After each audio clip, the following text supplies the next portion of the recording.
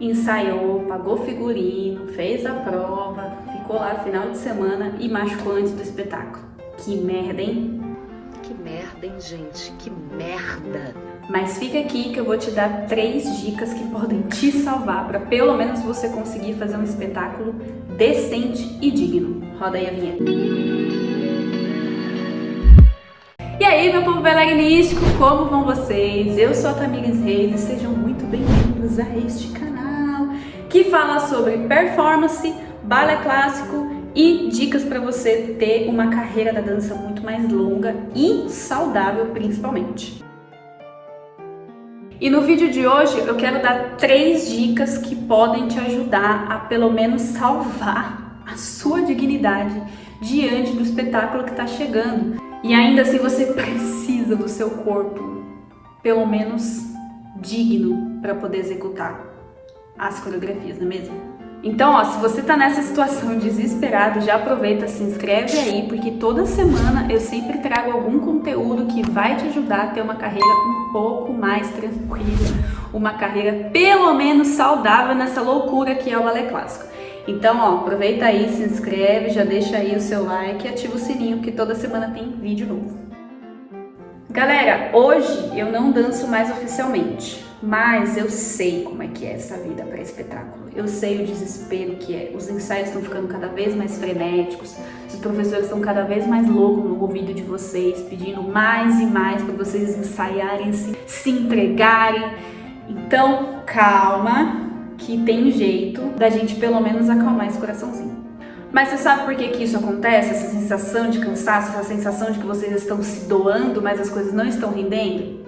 É porque o volume de ensaio está aumentando e aí vocês não conseguem minimamente ter um período de descanso. E esse descanso é fundamental para que vocês consigam fazer uma apresentação digna, fazer uma apresentação gostosa, fazer uma apresentação segura e sem aqueles medos de se machucar. Até porque a gente sabe que no dia do espetáculo, por mais que você esteja descansado, por mais que você esteja seguro, sempre vai rolar aquela tensãozinha, sempre vai ter aquela ansiedade e tudo pode acontecer, como foi o caso de uma vez no meu último espetáculo da escola, no espetáculo de 10 anos, a primeira coreografia, a gente ia dançar 5 coreografias naquele dia. Na saída da primeira coreografia, a minha colega foi lá e meteu o pé na máquina de fumaça, deu um BO, ela não dançou, e aí sangrou, e ela foi pro hospital, e aí até hoje ela fala, gente, eu não dancei as coreografias que eu mais queria, porque eu acabei me machucando. E isso, infelizmente, é passível de acontecer. Só que tem como a gente evitar, ou pelo menos não gerar um dano tão ruim para o seu corpo, principalmente pós-espetáculo.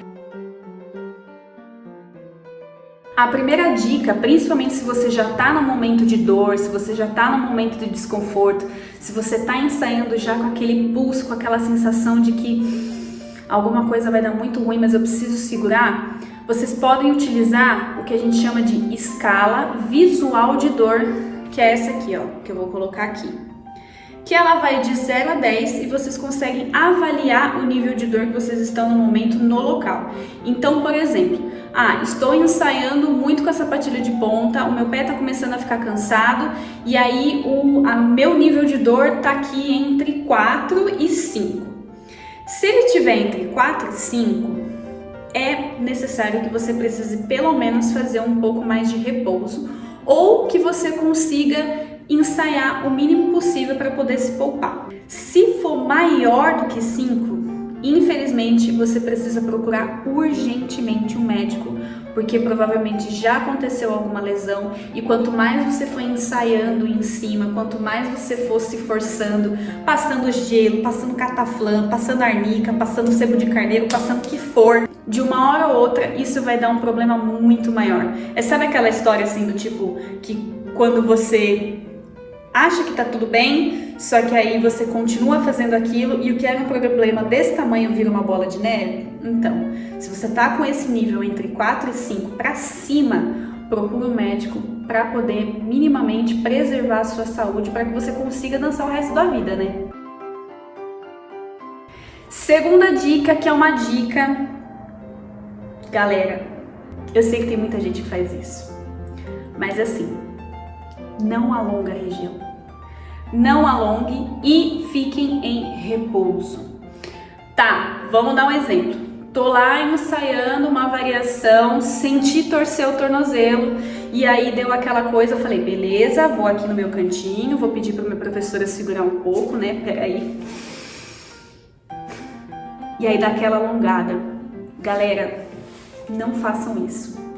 Esperem pelo menos uns 5 minutinhos do momento da torção, do momento da queda, do momento do machucado para entender o que aconteceu. Porque às vezes quando você torce uma região em algum momento e você continua mexendo, volta naquela questão da bola de neve. Então, se você machucou uma região, para o que você estiver fazendo, para completamente, vai para um canto, sente como é que tá aquele local, se ele vai ficar vermelho, se ele tá inchando, se ele começa a ficar quente.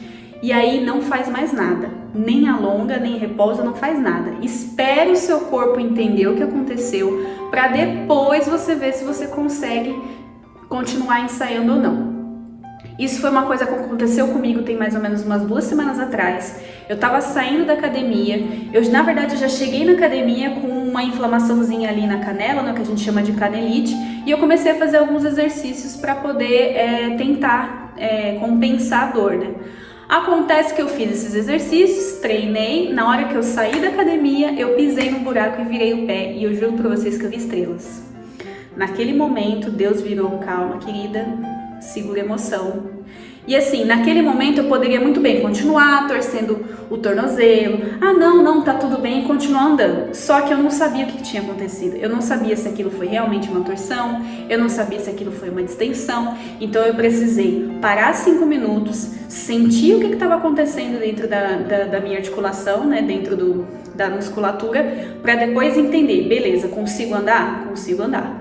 E aí o resto do dia eu comecei a ter um pouco mais de atenção, se estava inflamando, se não estava inflamando, se estava inchando, se estava ficando quente, e no final das contas deu tudo certo. Eu tenho certeza que no momento que eu tivesse torcido aquele tornozelo e saísse andando como se nada tivesse acontecido, um problema que era desse tamanho podia virar uma bola de neve enorme e eu nem estaria aqui em pé gravando esse vídeo para vocês. Então essa é a segunda dica. Não alongue e não faça nada. Fica quietinho no seu canto e repouse. E a terceira dica, que não é publi, poderia ser, mas não é.